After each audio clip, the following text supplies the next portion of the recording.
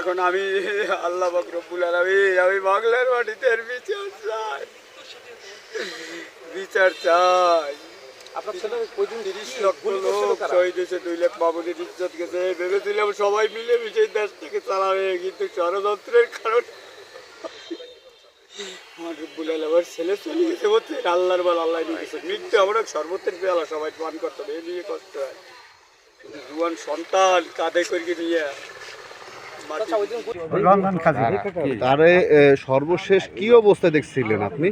আমি এসে দেখছি গোসল করছে, তো গোসল করতে দেখিয়া ওই গুলি লাগছে কোন দৃষ্টি, ওই দুইটা দেখছি যে ক্ষত হয়েছে কোন দৃষ্টি। তারপর জানাজার সময় আইসি এই জায়গা মুখখানে একটু দেখতে চাইছি, তা আমার দেখতে দিন না, ছড়াই গেছে এটা সারিয়ে দেয়।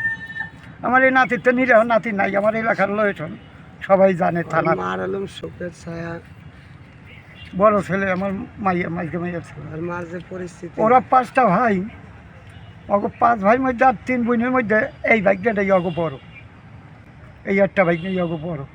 আমি চাই আপনাকে আইনে যে সূক্ষ্ম বিচার আছে সেই বিচারটা আপনারা করিয়ে দেন, যাতে আমরা সন্তুষ্ট হইয়া খুশি হইয়া থাকি। আজকে আমার কাছে যোগাযোগ করছে, কাল রাত্রেও যোগাযোগ করছে একবার, আবার এখন থানায় বসেও করছে। কি বলছে? থানায় বসে কি শহীদ নাম ঠিকানা নেছে সব। কাজে ছিলাম, কাজের তার শুনি যে আমার ভাগ্নের গুলি লাগছে, যে ওইখানটা কাজের আসার সময় ভাগ্নের গুলি লাগছে। গুলি লাগার পরে এই ভাগ্নের নিয়ে হাসপাতালে গেছে। হাসপাতালে আমরা যাই দেখছি বহুত লাশ অ্যাভেলেবেল ছিল, কিন্তু আমরা যে চিকিৎসা পাইনি, ওখানে ডাক্তার ছিল না। নার্সরা কয় কিছু ভাই আপনারা লাশ নিয়ে চলে যান। তারপর আমরা লাশ নিয়ে থানায় এসে, থানায় আসলে আমাকে মামলা নেই। আমরা তো অসহায় গরিব মানুষ, যে এটা সরকারের কাছে আমাকে আবেদন যে আমাকে রক্তে ভাগ্যের জন্য মারা গেছে, আমরা একটা সুস্থ বিচার চাই, আল্লাহ আমাকে একটা বিচার দেয়। আমরা দিন আনে দিন খাই, এই যে গামছা গাড়ে, আমি বাজারে লেবারি কাজ করি, আমরা সবাই একই অবস্থায়। কিন্তু আমার বাইক নিয়ে সবাই, আমরা 5টা ভাইয়ের মাথার উপর হলো আমাকে বাইক নিয়ে এটা বিচার আমাকে জন্য সরকারের আমাকে একটা প্রদান দেয়। লাশ আমরা জোর করে নিয়ে আসিনি, লাশ ওইটাই আমাকে তারা পাঠাই দিছে। লাশ তারা পাঠাই দিছে, ডাক্তার নাই, নার্স রয়েছে খালি। কি বলে পাঠাইছে আপনাদের? নার্সরা করছে না, ডাক্তার নাই, আপনার ভাইকের কোনো চিকিৎসা নেই, আপনি কোনো চিকিৎসা হবে না, আপনারা নিয়ে চলে যান। আপনারা নিয়ে বসে রয়েছেন কীর্তি খালি গেলে না, আমার ভাইকের রক্ত এতে ভাসি যাচ্ছে না, আমরা হচ্ছে কোনো কিছু উপায় না ভাই, এটা আমরা আইনি লাশ মনে পাবেন না। গুলি করে তো ফালাইছে, ফালাই তারপরে তোরে ওই যে পাড়াইতে নিয়ে গেছে, টানি নিয়ে গেছে, এইভাবেই হয়তো ওরে মারা হয়েছে। টানলো, ওই যে গলার উপরে পাড়ায় ধরলো, বুকে পাড়ালো, কথা কইতে গেলো।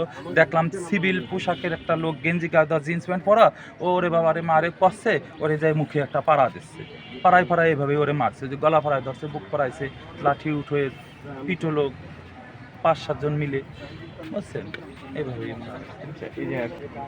আমরা গরিব মানুষ, আমরা রাজনীতি আইন এগুলো বুঝি কম। এখন সরকারের আইন অনুযায়ী যা করলে ভালো হয় আমরা সেটাই চাই। আনুমানিক 3টের দিকে আমরা খবর পাই যে ও গুলি খাইছে, হসপিটালে আছে। তখন আমরা হসপিটালে যাই, দূরে যাই, যাওয়ার পরে দেখি ও ফ্লোরে শুয়ে রয়েছে। সময় যাই মৃত্যু দেখছি ওরে, কিন্তু হসপিটাল থেকে ওরে কোনো একটা মৃত্যু মানুষ গেলে যে ট্রিটমেন্ট করে তাও তার করে নাই। তার এখানে বামাতে যে ক্ষতটা রয়েছে, এখানে সেই ক্ষত থেকে ওর রক্ত 12 আছে, পুরো ভাইসে গেছে রক্ততে। তারপর ডাক্তাররা কিছু করে নাই।